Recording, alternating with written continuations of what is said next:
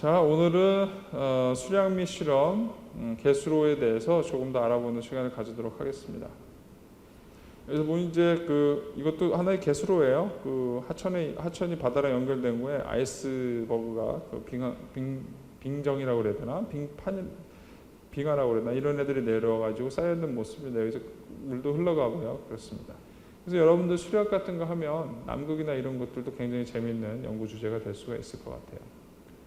자, 오늘 수업 목표는 개수로의 종류를 좀 알아보고요. 그 다음에 형상을 어떻게 표현하는지 그런 방법에 대해서 말씀을 드리도록 하겠습니다.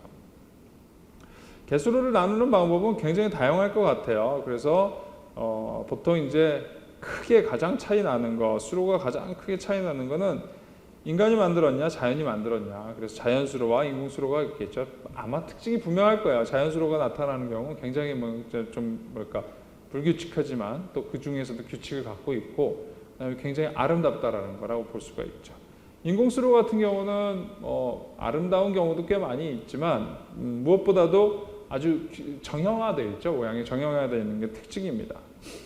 그 다음에 이제 각주형 개수로가 있고요. 프리즈메릭이라고 그러는데, 프리즈메릭이 그러니까 아주 좀 넓고 직사각형에 가까운 그런 각주형 개수로가 있는가 하면, 비각주형 개수로로 좀 깊거나 형태가 다른 그런 개수로도 구분할 수가 있습니다. 이게 이제 개수로를 크게 나누는 거고요. 그 다음에 개수로 종류로는 용수로, 주로 이제 플룸이라고 얘기하는데, 여러분들 플룸 들어봤죠? 플룸이 뭐예요? 플룸. 여러분 이제 놀이공원 가면 플룸이 많죠? 뭐가 있어요? 플룸 라이드. 그죠? 우리 한국말로는 프룸라이드라고 하죠. 프룸라이드. 거기 가면 롯데 어디 있고, 저기 에버 어디도 가면 있고, 그 프룸라이드를 거기 나오는 플룸이 이 플룸입니다. 이 플룸라이드에서 플룸인데, 이 플룸이 뭐야? 이 플룸이 밖으로 나와 있는 우리가 그 수로를, 그러니까 여기가 이제 땅이잖아요. 땅에서 이렇게 튀어나와서 기둥이 있는 수로를 보통은 우리가 플룸이라고 얘기를 많이 하죠. 낙차공이 있고요. 드롭스라는 거는 물이 아주 가파르게 떨어지는 걸 드롭스라고 얘기를 합니다. 주로 이런 낙차공 많이 이용하는 건 에어레이션을 시키거나 용수를 발전을 시킬 때 사용하는 것을 낙차공이라고 하고요. 암거는 이제 뭐냐면 여러분들이 길이나 이런 데서 보게 되는 그런 거를 얘기합니다. 그 다음에 홍수터나 연안지대, 이런 것들도 개수로가 될 수가 있어요. 개수로는 수로라 그래서 우리가 수로는 물길이죠. 물이 지나다니는 길이에요.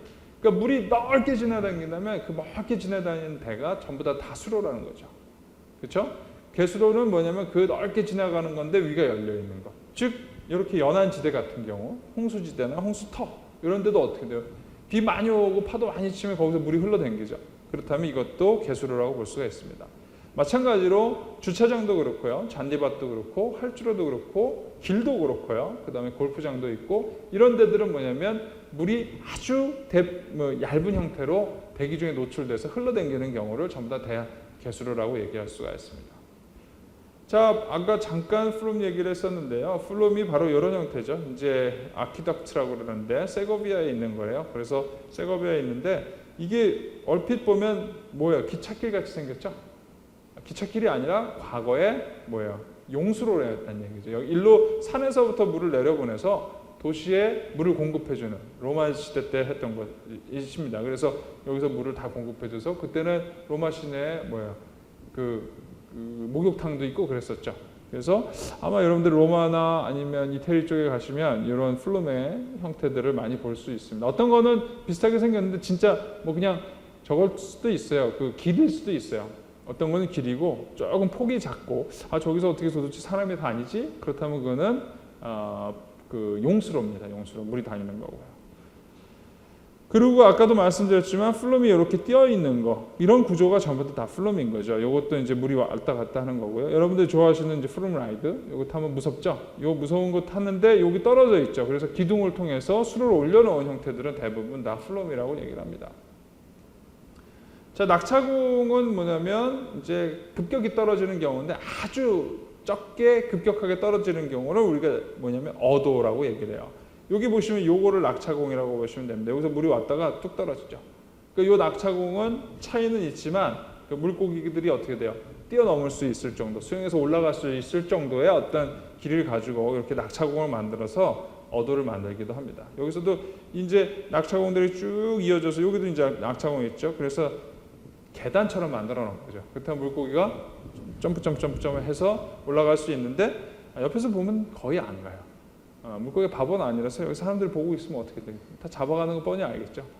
그래서 설계를 굉장히 잘 해야 됩니다. 그래서 여기 같은 경우는 약간 문제는 뭐 다양한 물고기 종류가 있다고 그래요. 그래서 이런 옆에서 수영하고 다니는 애들은 이걸 이용하겠지만 가운데에서 특히 연어같이 유속이 빠른 곳으로 올라가는 애들이 있어요. 그런 애들 같은 경우는 이거보다는 이거를 별로 좋아하지 않죠. 왜냐면 이게 강 보시면 알겠죠. 강변에 붙어 있기 때문에 유속이 좀 느립니다. 느리기 때문에 여기보다는 센터로 자꾸 몰리는 경향이 있어서 그래서 이런 어도를 설계할 때는 그런 물고기의 특성도 고려해서 설계를 해야 되겠죠. 자, 아까 암거라는 얘기 잠깐 했었는데 암거는 이런 것들이에요. 이렇게 딱 암거가 뭘까 했는데 딱 보면 아시겠죠? 이렇게 다리 밑에 있는 형태라든지 이런 것들. 그러니까 얘네들은 암거가 갖고 있는 형태는 뭐냐면 비가 굉장히 많이 와서 물이 많이 흘러가면 관수로가 되고요. 그렇죠? 물이 많이 꽉 차서 흘러면 어떻게 돼요? 얘네 모양을 전부 다 꽉 채우겠죠. 그럼 우리가 관수로가 되는 거고요. 얘도 마찬가지입니다. 근데 평상시에는 그냥 개수로로 흘러가는 그런 특징을 가진 애들을 우리가 보통 다 암거라고 얘기를 합니다. 커베트라고 얘기를 하고요. 자, 그런 것들을 적용을 해서 그 다음에 이제 또 뭐 이런 보호 형태들도 있죠. 보호 형태들도 개수로가 있는데 개수로 구조물이라고 볼 수가 있습니다. 개수로 구조물이 있는데 이건 제가 사진을 찍었기 때문에 그냥 넣어놓은 거예요. 그래서 물을 조정하는 방법이죠. 여기 이제 보호의 끝에 나오는 이 원료 형식으로 같은 요 위어 같은 것들이 이제 대표적인 또 낙차공이라고 볼 수가 있고요. 더 대표적인 낙차공 아까도 잠깐 말씀드렸지만 요건 어떻게 하냐면 그래서 이 달성보 같은 경우 가운데 이런 어도가 있어요. 가운데 어도가 있는데 왜냐하면 가운데가 이제 유량이 유속이 제일 빠를 거 아니에요. 강에서 보면 그러니까 가운데 쪽에다 이런 낙차공을 만들어서 물고기들이 좀 유도할 수 있도록 그렇게 설계를 한 것이 바로 이런 형태라고 할 수가 있습니다. 또 하나의 개수로는 사실 아닙니다. 이건 개수로가 아니라 관수로인데 주로 이제 개수로나 관수로 형태 모두 다 갖고 있다고 봐도 되는데 과거에 아주 오래된 그 이집트나 이런 주로 중동 혹은 중국에서 많이 사용했던 그 물을 이동해주는 물을 공급해주는 방식이에요. 카나트라고 얘기를 하는데 이렇게 월이 있죠. 월이 있고 다 뚫려 있습니다. 액세스 샤프트라고 되어 있고 카나트 채널이 있고 여기 채널이에요. 밑에 채널이 쭉 있어서 이거는 뭐예요? 관수로는 아니고 개수로예요. 밑에서 지하에서 뚫어놨지만 얘네들이 물이 꽉 차서 올라가는 게 아니라 반쯤 개폐된 상태로 쭉 올라가서 우리가 농사를 짓거나 이런 데다 물을 공급해 줄 수 있는 그런 시스템입니다. 그래서 이렇게 하고요. 이쪽에서 이렇게 뚫어놓으면 물이 일로 들어간대요. 자, 그래서 카나트고요. 그 다음에 이제 실제로 생긴 거는 이렇게 생겼어요. 이게 이태리 팔레르모는 이제 시실리인데 시실리 가면은 이런 카나트들이 있어요. 이태리 가서도 과거에 쓰던 그 산 쪽에 있는 비가 많이 오면 거기서부터 물이 쭉 내려올 수 있게 파놓은 하나의 관정이라고 보실 수가 있습니다. 이집트에서도 이런 카나트, 요건 아까 말했던 월이죠. 조금 상류 쪽에 있는 월이고, 그다음에 여기는 사람들이 물을 퍼먹을 수도 있고 그렇게 하는 시스템을 갖고 있습니다. 그래서 이런 것들을 주로 설계하는 게 과거에 이제 개수로였다고 보시면 됩니다. 개수로, 관수로 애들 가지고 이런 것들 많이 사용했죠. 굉장히 중요한 일을 하는 거죠. 그래서 과거에 또 대표적으로 개수로를 이용해서 뭐 이리게이션이나 했던 것이 바로 이런 이제 마추픽추 문명 같은 경우도 어떻게 돼요? 이런 제가 요거는 잘 보이지는 않는데 요거 같은 거 이제 다 이제 그 뭘까 도시일 거예요. 하나의 집이 있고요. 그다음 여기서 마추픽추에서 굉장히 유명한 게 뭐가 있어요? 얘네들 계단식 농업을 사용을 했죠. 벼농사를 쭉 졌었는데 그 벼농사를 딱 지나갈 때 이런 드레이니지 네트워크도 전부 다 개수로를 가지고 설계를 한 거죠. 구멍 만들어서 물이 위에서부터 쫙 오면 위에서부터 밑으로 논이 쫙 다 물이 다 공급될 수 있도록 그렇게 설계되어 있습니다. 그냥 우리나라에도 그런 것들은 많이 볼 수가 있고요. 과거에 특히 조금 산이 많은 지역에서 농사를 짓던 논을 보면 할아버지들이 어떻게 물 관리했는지 아실 거예요. 위쪽에서 물 대갖고 물 한 다음에 밑으로 내려보내고 좀 뚫어줘서 물 보내고 그래서 논들 보면 전부 다 깊이가 조금씩 높이가 조금씩 달라요. 뭐 평지에 가서 무슨 전라남도에 있는 곡창지대에 가지 않으면 대부분의 논들은 깊이가 조금 평평하게 만들어서 경사짓게 해서는 안 되겠지. 경사짓게 해놓으면은 물이 어떻게 돼요? 이쪽에는 물이 없고 이쪽으로 다 떠내려가가지고 여기만 뭐 할 수가 있고 뭐 그렇게 되니까 할 수가 없고요.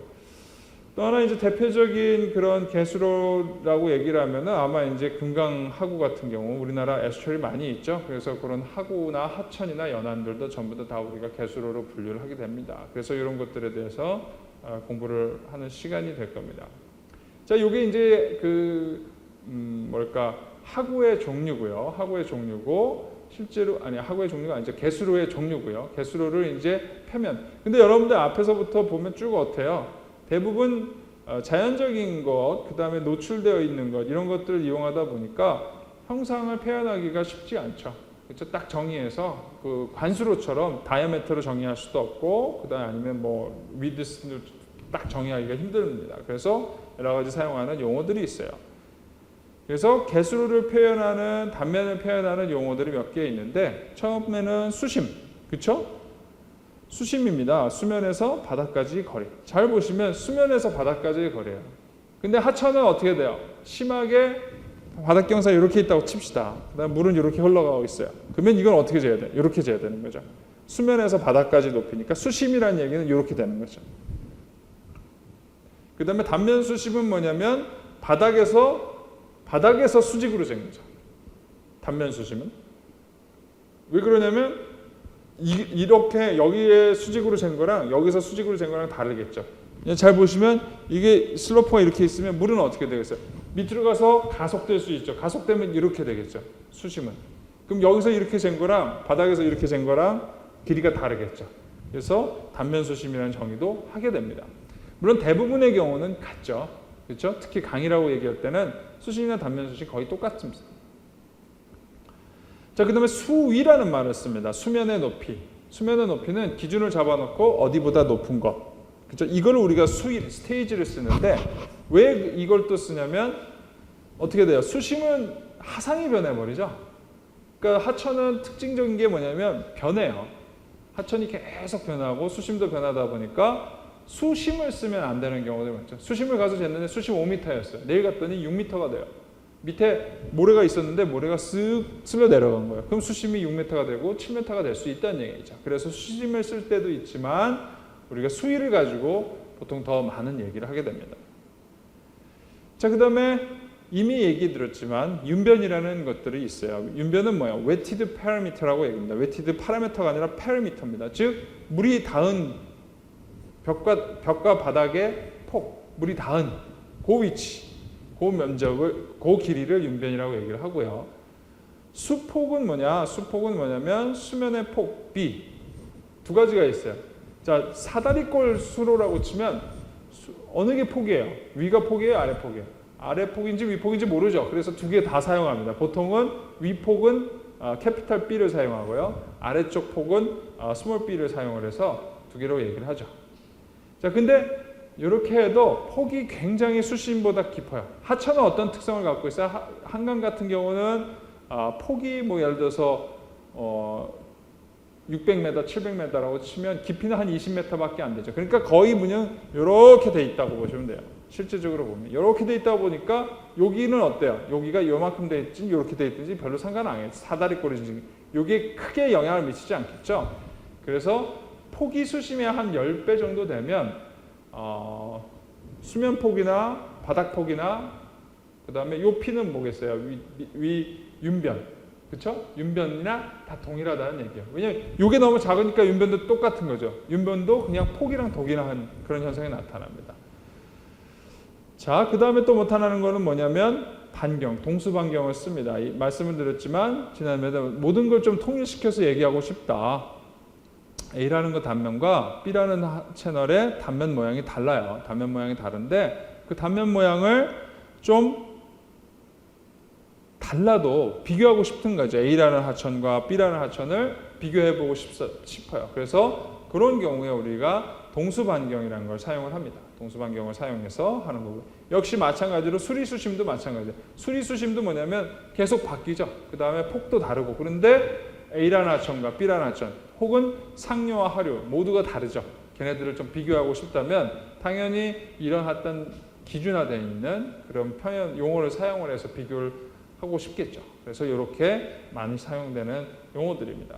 자, 그래서 이런 것들이 실제로 어떻게 사용되는지 한번 보면 제가 말씀을 드렸지만 얘네들이 웨티드 파라미터, 하이드롤릭 레디어스, 타비드스, 그다음 하이드롤릭 뎁스 얘네들이 전부 다 모양에 따라 다르다는 얘기죠. 자, 그래서 어떻게 되느냐? 직사각형 같은 경우는 어떻게 돼요?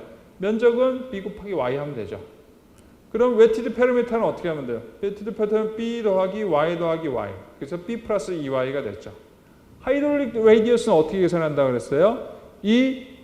여기가 중간에 여기 빠졌는데 면적을 웨티드 파라미터로 나누면 하이드롤릭 레디어스가 나왔었죠. 그렇죠? 그렇게 계산했고요.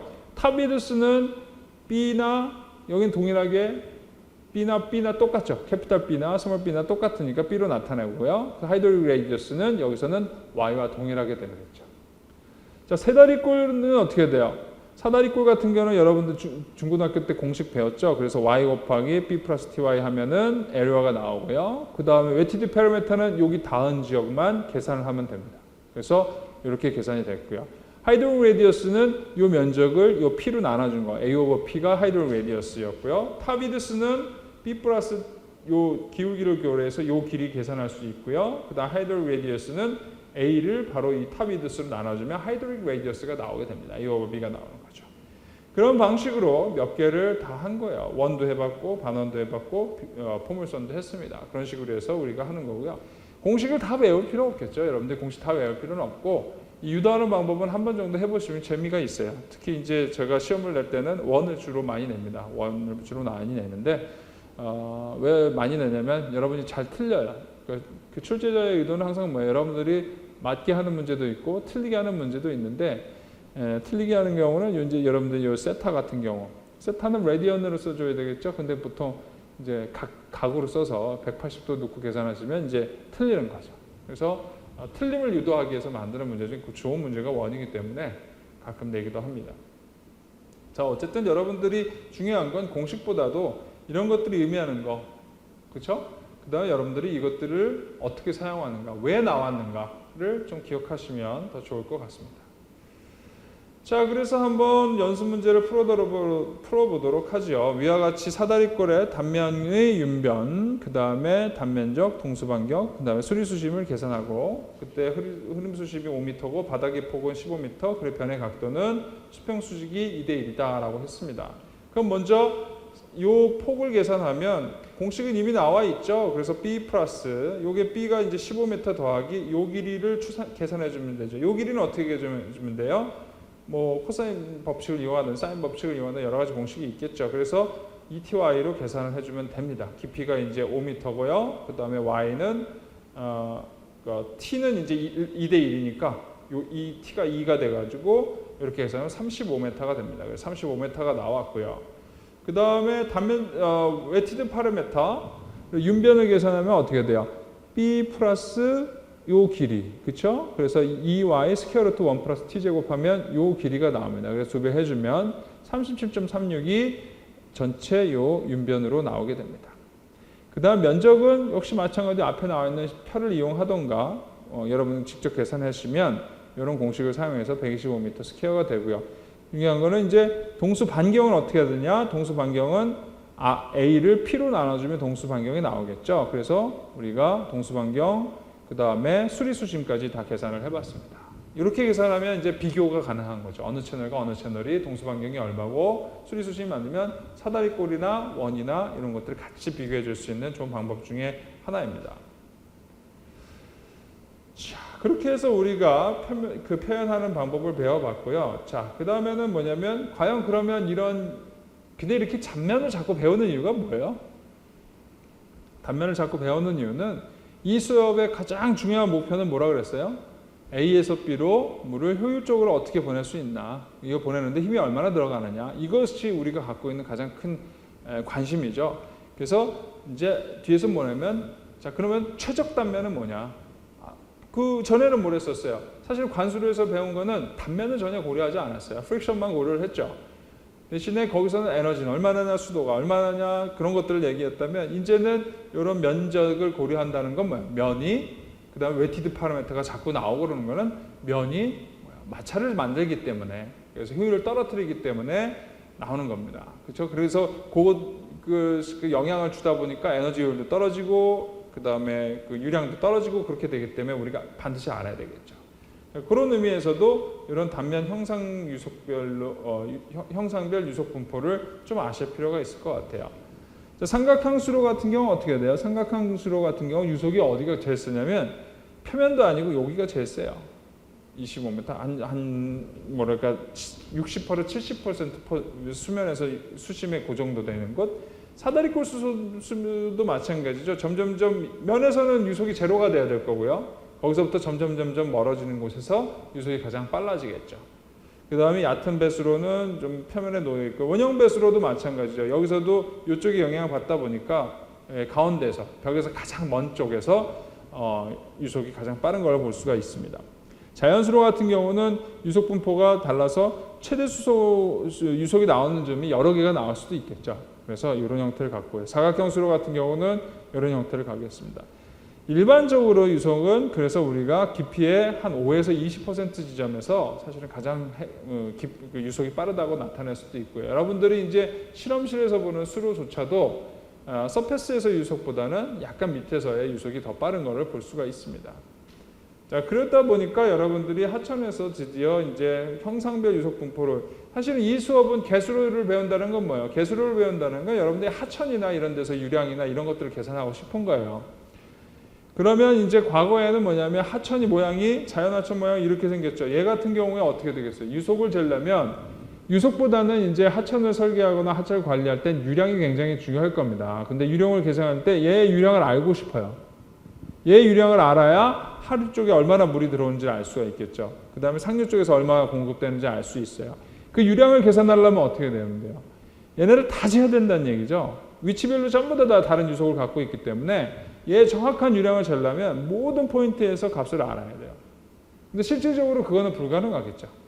그래서 우리가 특히 옛날에 뭘 썼냐면 바람계피식 그 유속계를 줬어요. 그러니까 뭐냐면 이렇게 여러분들 이제 뭐 바람계피 있으면 이렇게 부는 속도에 따라서 얘가 돌아가는 속도가 달라지겠죠.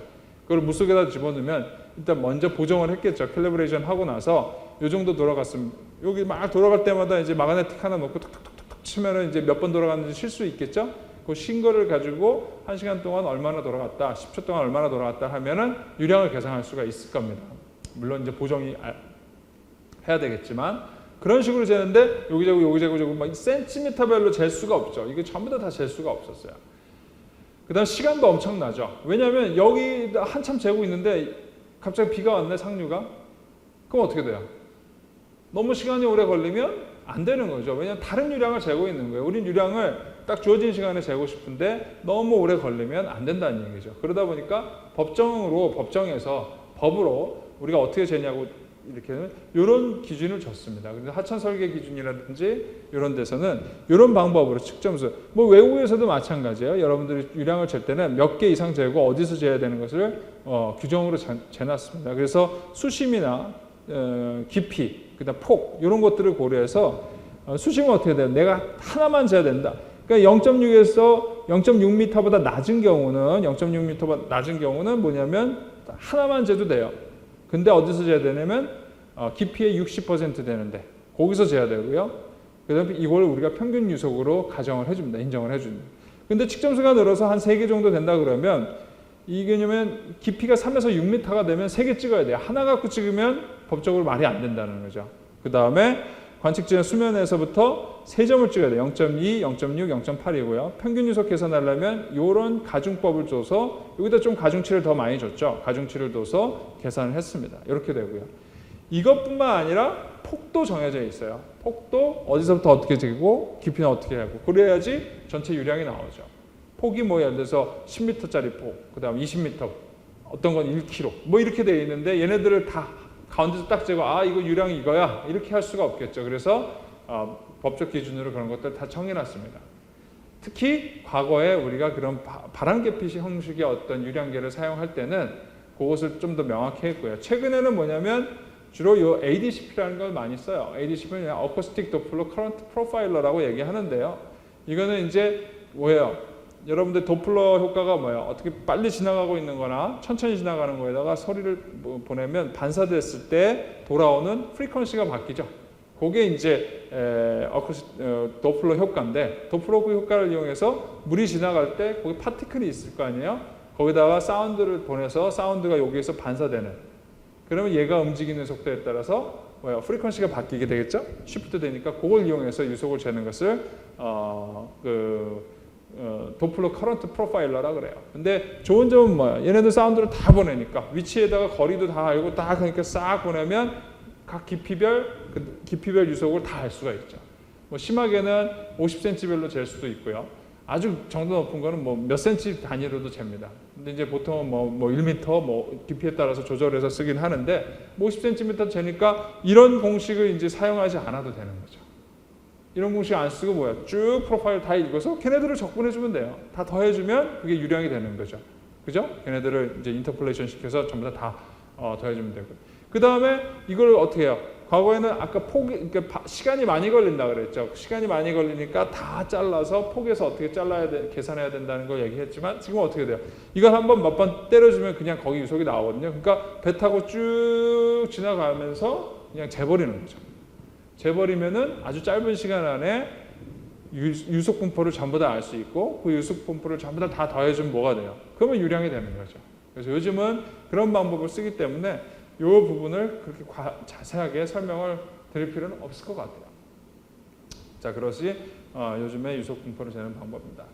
자, 그래서 오늘은 개수로의 종류와 개수로를 표현하는 방법을 알아봤습니다. 그래서 그런 것들을 알아봤고 이런 것들은 아무래도 여러분들이 사실은 그러니까 공대다 보니까 공식이 나오고 막 이런 것들이 더 여러분들이 뭐 흥미를 만들 수도 있어요. 하지만 공식은 여러분들이 써요, 안 써요? 제가 봤을 때는 여기 있는 몇십 명의 학생들 중에 그런 그 공식을 쓰게 될 분들은 몇 명 없을 것 같아요. 대부분들 이제 시험, 뭐 기사 시험 정도 보고 잊어먹을 일이 굉장히 많은데, 그러나 더 중요한 건 뭐예요? 이런 것들이 있다 없다를 반드시 기억하시면 좋을 거고, 형상이라든지 이런 것들, 그다음 이게 왜 개수로 분류가 되는지, 여기서 중요하게 봐야 되는 것들이 뭔지 이런 정도는 아시면은 나중에 어떻게 하면 돼요? 찾아보시면 되죠, 나머지 부분들. 그래서 오히려 이런 부분들이 조금 막 정성적이고 공식 없고 그래서 내가 뭘 배웠지 하는 부분일 수도 있지만 되게 여러분들한테 실제로 현업이라는 이런 데서는 더더욱 중요한 부분일 수 있을 것 같습니다. 그래서 오늘은 그런 것들을 소개시켜 드렸습니다. 그럼 다음 시간에는 개수에 대해서 좀 더 공학적으로 접근하는 시간을 가져보도록 하겠습니다. 감사합니다.